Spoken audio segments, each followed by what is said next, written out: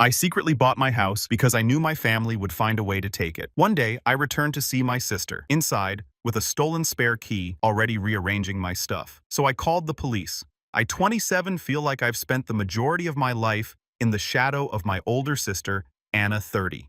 She's always been the favorite, the one smart, social, and capable of charming her way out of any situation. Meanwhile, I've been called the irresponsible one, which in my family simply refers to the one who does all of the work but receives no credit. Growing up, Anna always had the best of everything. Her birthdays were large garden festivities complete with bounce castles and pony rides. Mine, a pizza party in the dining room featuring a cake from the grocery store bakery. Anna got the Barbie dream house for Christmas, whereas I got a second-hand counterfeit with a missing elevator. My parents would simply remark, "You don't need all that fancy stuff," or "Be grateful for what you have." However, Anna's gratitude was never required in the same manner. The big separation occurred when I entered college. I had worked hard in high school juggling AP classes and extracurricular activities to maintain a high GPA. I was admitted to a local university and believed I had a great plan. I'd commute from home to economize on dorm fees. Anna had attended her dream school, and my parents had funded everything, so I figured they'd do the same for me too. Wrong. When I mentioned my plan to live at home, my mother looked at me as if I had just suggested we relocate to Mars. "If you're staying here, you'll need to contribute," she added casually. "Anna got a full ride from us because she deserved it. You need to learn responsibility." I was 18 and preparing to enter college, and they were already talking about me paying rent. The contribution turned out to be $400 per month for rent and electricity, plus my personal groceries. That may not seem like much unless you're a broke college student working part-time at a bookstore for $9 per hour. I attempted to explain, reminding them that they had covered everything for Anna, that she had never had to worry about money at school. Mom simply shrugged. "We gave Anna what she needed," she stated. "You're different.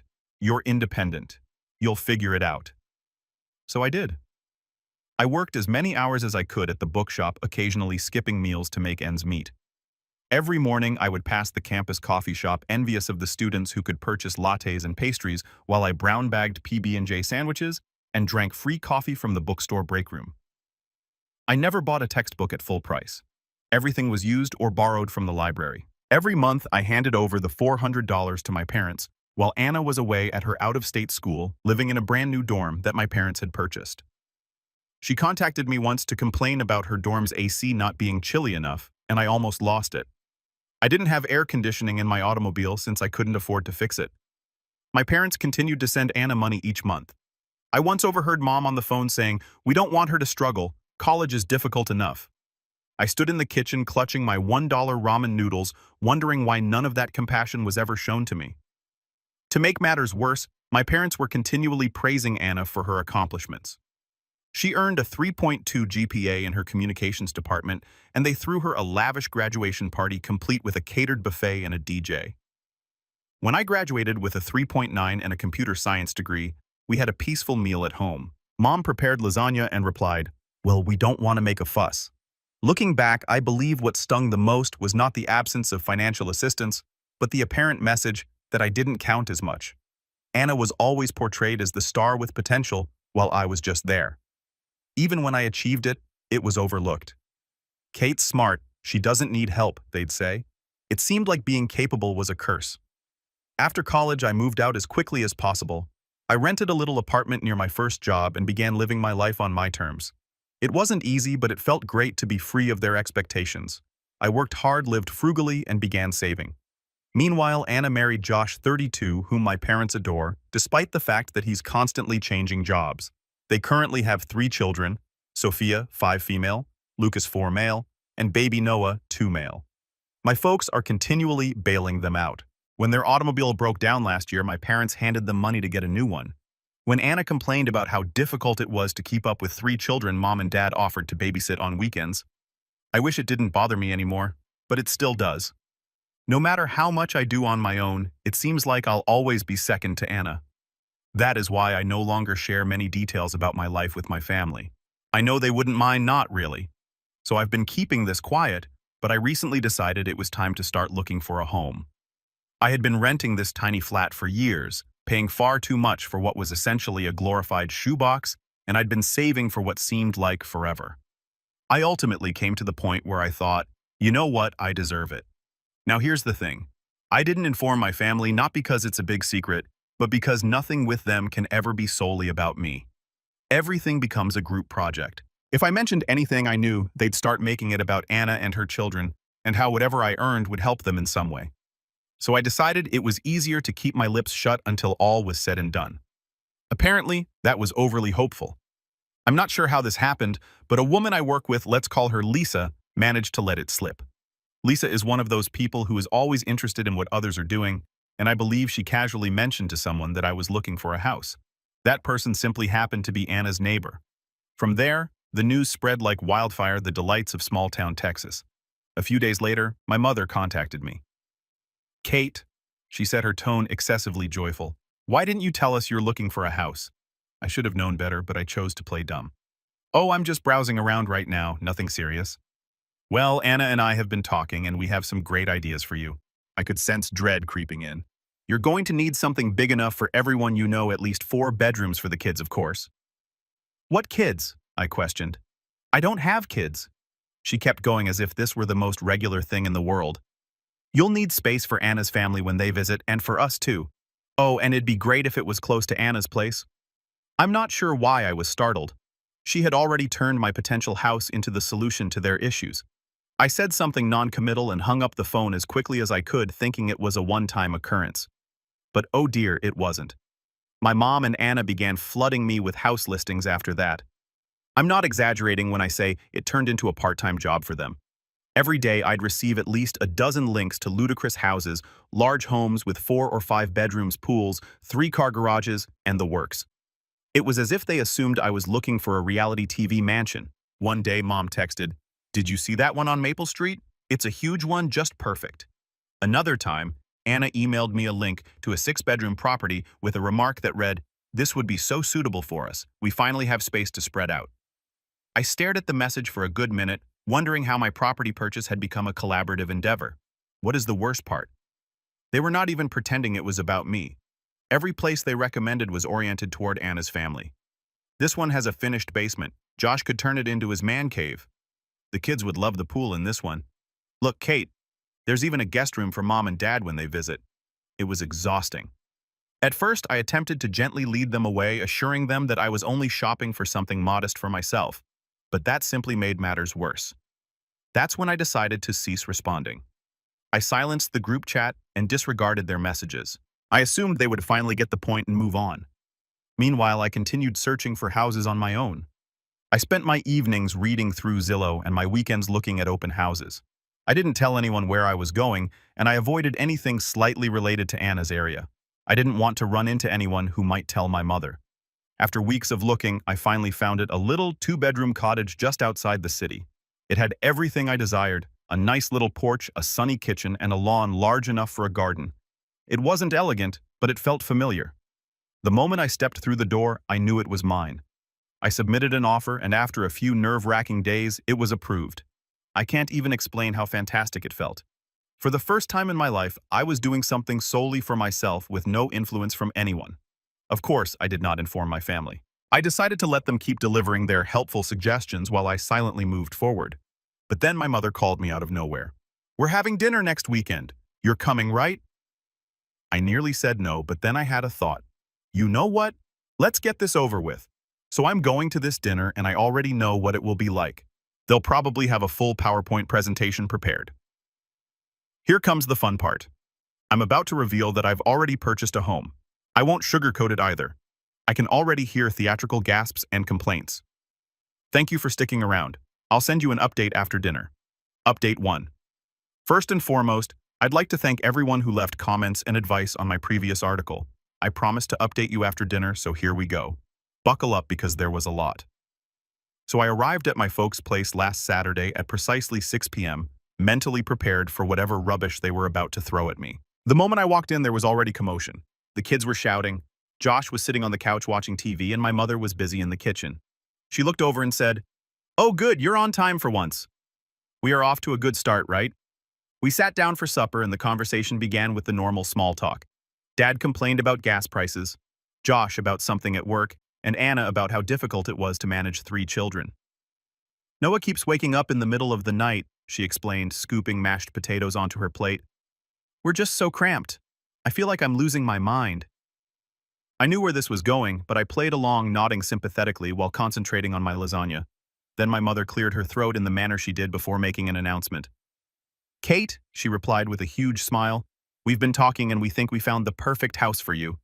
I almost choked on my water. Of course they arrive with a plan. Oh, I asked, keeping my tone as neutral as possible. Yes, Anna chimed in. It's a beautiful place and it's only a few blocks from us. It has 5 bedrooms, a huge yard for the kids, and even a guest suite. Mom interrupted before I could respond. It's perfect for everyone. There's enough space for the kids to finally have their own rooms, and Josh could even set up an office. Plus, it's in such a great neighborhood close to good schools. I just stared at them bewildered. They weren't even pretending it was about me anymore. So Anna replied, smiling as if everything was settled. We can go see it tomorrow if you want. That's when I decided I'd had it. Actually, I responded, setting down my fork. I've already bought a house. The room went completely silent. Even the children stopped making noise. What? Mom asked, her voice harsh. I bought a house, I reiterated. It's a small 2-bedroom cottage just outside the city. It's perfect for me. For a little moment, I considered whether they would be pleased for me. Mom's face turned red and Anna's mouth virtually dropped to the floor. A cottage? Anna finally asked, her tone full of skepticism. How are we supposed to fit in a cottage? You're not, I informed her, because it's my house. I bought it for me. Mom stepped in before Anna could react. Kate, how could you make such a big decision without consulting us? We've been working so hard to find the perfect place for you. No, I replied, trying to maintain my cool. You've been working hard to find the perfect place for Anna and her family. I didn't need your help. I knew what I wanted and I bought it. Anna's voice became quite high-pitched, as if she were about to cry. But we need this, Kate. Do you know how hard it is for us in that tiny apartment? The kids have to share a room and Noah's crib is in our bedroom. It's not fair to them. I took a big breath, hoping not to lose it. That's not my problem, Anna. I've worked hard to get to this point, and I'm not giving up my dream house to fix your situation. That's when Dad decided to join in. He smashed his hand upon the table. You're being selfish, Kate. Family is supposed to help each other. What's wrong with you? I stood up, my heart racing. I'm not selfish. I'm finally standing up for myself, and if that makes me the bad guy in your eyes, so be it. The place erupted into turmoil. Anna was crying. Mom was ranting about how she had raised me better. Dad was complaining about how dissatisfied he was. Josh sat there stuffing food into his mouth as if nothing was occurring. I grabbed my handbag and went to the door. Mom pursued me, crying, "You can't just walk away from your family like this." I turned back and screamed, "Watch me!" I then got into my car and drove home, shivering with rage and relief. Things have gotten out of hand in unexpected ways. My mother and Anna have both gone on full social media attack mode. Anna shared images of her children packed close on their bunk bed with remarks like, "All they want is a little space to grow." But I guess some people think family isn't worth helping anymore. People who didn't know the complete situation left remarks such as, "How could anyone be so heartless?" To make matters worse, someone, probably Lisa, saw these posts, and now half of my office is talking about how I abandoned my family. I'm attempting to maintain a positive attitude and concentrate on my work, but it's becoming increasingly difficult. I'm bracing myself for whatever comes next, but I'm confident I made the correct decision. This house is mine, and I will not back down. I'll provide an update if something significant occurs. Thank you so much for all of your help. You have no idea how much it has meant. Update 2. I've been going over your comments, and wow, you guys didn't hold back. Many of you expressed surprise at how entitled my family sounds, and believe me, I share your sentiments. Others shared their experiences with similar situations, and it's reassuring to know I'm not alone in this. So things have taken an unexpected turn. My mother unexpectedly visited my apartment yesterday. She was standing there with an apple pie, not my favorite. I prefer cherry and the fakest smile I'd ever seen. "Hi, Kate. I thought I'd stop by and see how you're doing," she said, as if she hadn't been part of the social media mob attacking me. In weeks, against my better judgment, I allowed her in. She placed the pie on the counter and gazed around my home as if she were taking inventory. "I wanted to apologize," she began, her voice full of fake sweetness. "Things got a little heated, and I realize now that we were wrong to push you like that. You've worked hard for this house, and I should have respected your decisions." Something about her tone did not sit well with me. Then she launched into a lengthy speech about how pleased she was of me and how the stress of Anna's condition had caused everyone to behave out. But that's no excuse, she added, giving me a sad, almost imploring expression. I was thinking maybe we could have a fresh start. I'd love to come over again sometime, maybe bring Anna and the kids. It'd be nice for everyone to see your new place. So there it was, the actual motive behind her visit. After she went, I couldn't shake the feeling that something was wrong. Later that night, I recognized what was bothering me. She'd spent an unusual amount of time inspecting my locks and inquiring about my relocation timeline. My suspicions were verified when I returned home from work today and discovered my spare key, missing the one I had mistakenly left on the kitchen counter during my mother's stay. My phone vibrated just as I was processing this. My next-door neighbor sent me a text. "Hey, I noticed some folks trying to peep into your windows last night. It looked like a couple with children. Is everything okay?" I quickly phoned a locksmith to replace all of the locks. I'll also install security cameras first thing tomorrow morning. I can't believe they would go this low, but I'm also not surprised. I've stopped answering phone calls and texts from anyone in my family. Mom's apology was obviously simply a reconnaissance operation, and I'm done giving them the benefit of the doubt. The disturbing issue is that I don't think they'll stop. Dad left a voicemail stating, "This isn't over, Kate. Family has to stick together whether you like it or not." At this point, it seems like a threat rather than a concern. I'm currently documenting everything, every text, voicemail, and suspicious incident. My gut tells me I'll need this record shortly. I will keep you updated if anything else happens. Reddit, thank you for all of your support. It's incredibly helpful to have folks confirm that I'm not insane for demanding fundamental boundaries. Update 3. Hello Reddit. I never imagined I'd be posting this update, but here we are. What happened today has left me absolutely disturbed, and I'm still trying to digest everything. I went out this morning to conduct some basic tasks, such as food shopping and picking up a box from the post office. When I arrived home at noon, I saw something peculiar. Anna's SUV was parked directly in front of my house. My heart sunk immediately. I approached the door, fumbling with my keys, and heard voices within. Anna, Josh, and the kids were at my place. The atmosphere inside was complete mayhem. Sophia and Lucas were sprawled on my couch, surrounded by munchies and toys. Noah was toddling about my living room, munching on a throw cushion.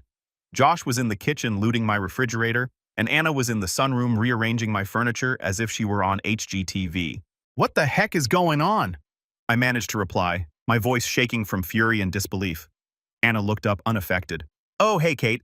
We figured it'd be easier to just move in while you were out." I glanced at her, trying to understand what she had just said. "Move in. Mom gave us the key," she explained, nodding to the kitchen counter. "We truly needed the space, and your home is ideal for us. It could have been bigger if you'd listened to us, but we'll make it happen. Josh can now have an office." Instead of bickering, instead of arguing, I took out my phone and dialed 911. "Seriously," Anna replied, her voice full of incredulity. "Are you calling the cops on your own family? Watch me." When the cops arrived, Anna and Josh attempted to argue that because we were family, this was not a true break-in. The officers wouldn't have it. They informed them that they were trespassing and needed to leave immediately. Anna began crying, saying she didn't realize it was such a huge deal, and Josh muttered something about me being selfish as they packed away their belongings, including the goodies they had plundered from my cupboard. After they went, one of the officers approached me and asked if I wanted to file charges. I considered it for a time before deciding against it, as long as they stayed away from my land. The officer nodded, saying they'd file a report if anything more happened. I've already phoned a locksmith to change the locks again, and I'll have a security system put in tomorrow. I've also hired a lawyer to create an official cease and desist letter to deliver to my parents, Anna and Josh. The letter describes everything they've done and expresses that if they continue to harass me, I will not hesitate to take legal action. I still can't believe my own sister felt this was appropriate and my mother gave them the key. I don't even have words for it. I will keep you updated if anything else happens, but perhaps this is the final straw. I am done giving them opportunities. Blood is not always thicker than water, particularly when it is dangerous. Update 4. I'd like to begin by thanking everyone who has followed this wild trip. After all of your comments and support, I believe I owe you a final report on the issue. Yes, I mean final, because I have formally severed all relations with my family. First came the guilt-inducing phone calls. Every single relative, including those I hadn't spoken to in years, began phoning me. My aunt, who hardly recognized my existence growing up, left a voicemail that read, "How can you do this to your sister? Family has to stick together."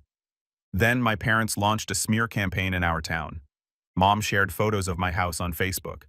I'm not sure how she obtained them with sentiments like, "It's so sad when someone forgets where they came from. Family sacrifices so much for you, and this is how they repay you." People who didn't know the complete scenario left comments accusing me of being ungrateful and selfish. Last week, Anna took it to a new level. She arrived at my business at lunch hour with all 3 children. I was in a meeting when our receptionist called to report that my sister was crying in the lobby and raising a disturbance. By the time I arrived, half of my coworkers had gathered to witness Anna theatrically tell how I was leaving her children homeless. I drew her aside and ordered her to leave. She responded by letting the kids run around the office while yelling about how I had plenty of space but was too selfish to share. Security had to take them out, and I had to have an embarrassing chat with my manager about keeping my personal concerns out of the office. The final straw arrived yesterday. My parents scheduled an intervention at their home. They informed my grandmother that I was suffering a mental breakdown and required family support. When I declined to attend, they attempted to have a local preacher visit my house to educate me on my family commitments. After consulting with my attorney, I took serious legal action. I applied for a restraining order against Anna and Josh, citing all of their harassment and the break-in. My lawyer also issued cease and desist letters to my parents regarding their social media posts and harassment. I've established a comprehensive security system that includes cameras and motion sensors, as well as changed my phone number and email address, which I exclusively share with trusted friends and my job. All of my social media accounts are now set to rigorous privacy settings, banning not only my family but also their friends and anyone who may feed them information. The most weird aspect of all of this is that they still appear to believe they are correct. My mother sent me one final email before I banned her, stating I was hurting her heart and that she had raised me better than this. She still doesn't get that this isn't about being mean or selfish. It is about setting basic boundaries and respecting oneself. But you know what? For the first time in my life, I actually feel free. My house is just as I want it. I've started planting a garden in my backyard, which I'd always wanted to do but never had the space for. I'm making friends with my neighbors, those who don't report back to my family. I even adopted a cat who is now snoozing in my sunny window. She is also not obligated to share her space with anyone she does not want to. Last weekend, I had a little housewarming celebration with some of my coworkers. We sipped wine and cheese on my lovely small porch, and no one said I needed more room or questioned my life choices. It was simply normal, joyful, and serene. I know some people may read this and think I'm callous for cutting off my family, but after 27 years of being treated as a backup plan, an ATM, and a solution to everyone else's issues, I'm finally putting myself first. Recognizing that family is more than simply blood. It's about respect, limits, and mutual support can be the healthiest thing you can do. What about the house that sparked all of this drama? It's become my haven. Every morning I wake up in my house decorated exactly how I want it, with no one else's expectations to meet but my own. And I know I made the correct decision. Thank you to everyone on Reddit who has supported me on this trip. Your comments, guidance, and shared experiences helped me keep going when I was doubting myself. To those who shared similar stories, you helped me realize I wasn't alone in demanding fundamental boundaries. And to those who are now suffering with similar familial problems, remain strong. You deserve to live your life on your own terms. I probably won't be updating my tale anymore, partially because I've cut off all communication with my family and partially because I'm ready to go on with my life. But I'll still be on Reddit, possibly assisting others who are in similar positions. Thank you all again. Your encouragement meant more than you'll ever realize.